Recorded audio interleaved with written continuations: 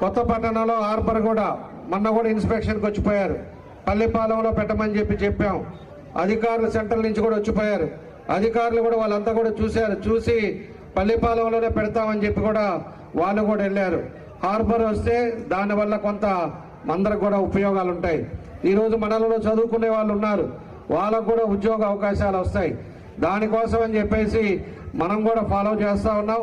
తప్పకుండా హార్బర్ కూడా మనకి తొందరలోనే మన కొత్తపట్నం మండలానికి వస్తుందని చెప్పి కూడా మీకు తెలియజేస్తా ఉన్నా. కాబట్టి ఇలాంటివన్నీ కూడా మేమైతే చిత్తశుద్ధితోటి పనిచేస్తున్నాం. కక్ష సాధింపులు చేయట్లా.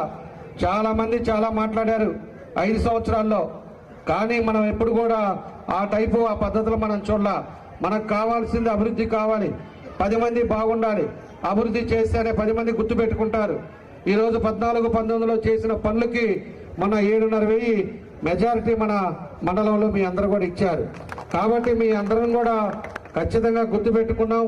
ఏం చేస్తే బాగుంటుందో దాని పద్ధతి ప్రకారంగా మీకు మండలాన్ని కూడా డెవలప్ చేస్తాం.